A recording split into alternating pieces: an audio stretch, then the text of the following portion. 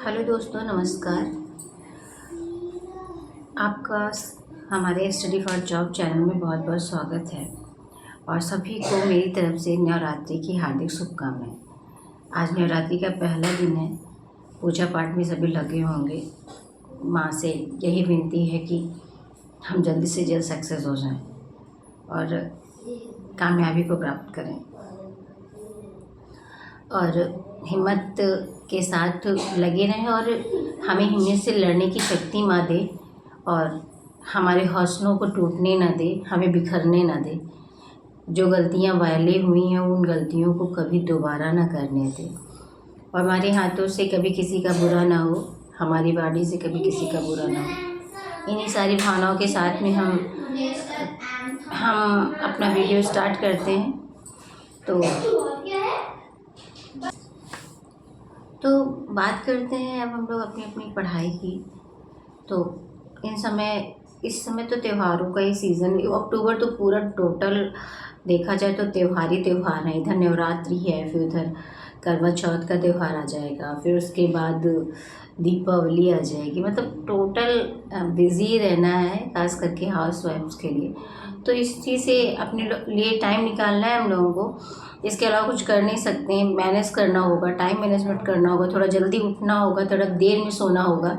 बस यही कर सकते हैं। 24 घंटे की जगह 48 घंटे तो किए नहीं जा सकते। इसी 24 घंटे में ही हम लोगों को अपने लिए 7-8 घंटे निकालने हैं।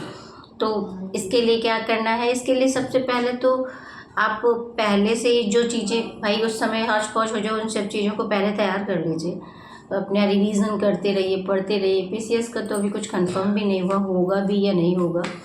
कुछ कहते हैं होगा, कुछ कहते हैं नहीं होगा। इस पे ध्यान ना दे करके हम लोग सिर्फ अपनी स्टडी पे ध्यान दें तो ज़्यादा ही अच्छा होगा। और आरओ के लिए भी टाइम धीरे धीरे कम ही हो रहा है, उसको भी पढ़ते ही रहिए और आगे बढ़ने की कोशिश करिए।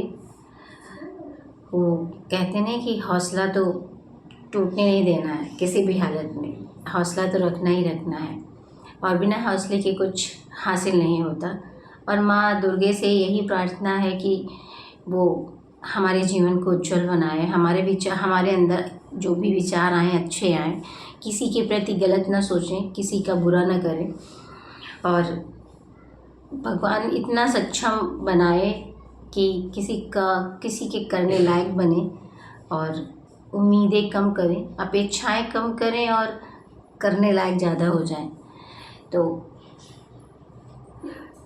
और रही बात एग्ज़ाम्स की, तो एग्ज़ाम के प्रिपरेशन के लिए तो हर व्यक्ति को एक अपनी स्ट्रेटजी के साथ में वर्क करना होता है। डेली अपने स्लॉट्स बनाइए, कितने घंटे क्या पढ़ना है, कितने घंटे क्या पढ़ना है और रिवीजन पे सबसे ज़्यादा फोकस करिए इस समय, क्योंकि रिवीजन के बिना कुछ नहीं होगा।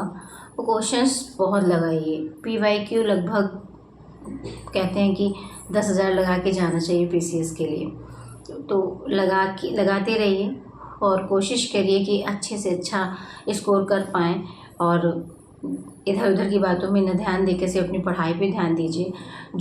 और मैं तो एक और सजेशन दूँगी, जो चीज़ें आपने पढ़ ली है उसी को मल्टीपल टाइम पढ़िए और जितना से ज़्यादा हो सके उसको रिवीजन करिए। नई बुक से कुछ भी पढ़ने की कोई ज़रूरत नहीं है और क्योंकि नया कुछ पढ़ने से इस समय और डिस्टर्बेंस होगा।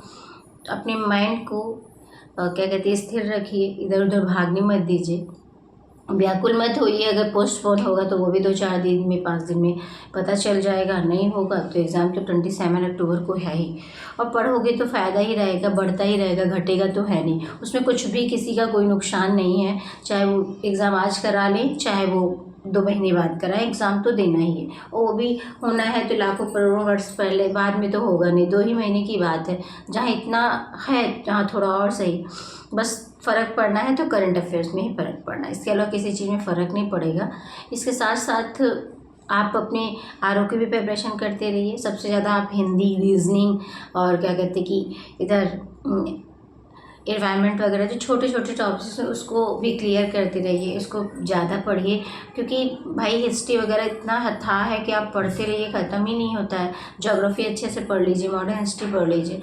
5-6 सब्जेक्ट लेके चलेंगे तो कोई भी आरओ आराम से क्लियर किया जा सकता है।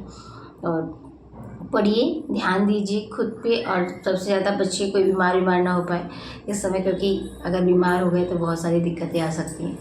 इन्हीं सब बातों, इन सभी विचारों के साथ में अपने इस वीडियो को मैं यहीं पे एंड करती हूँ।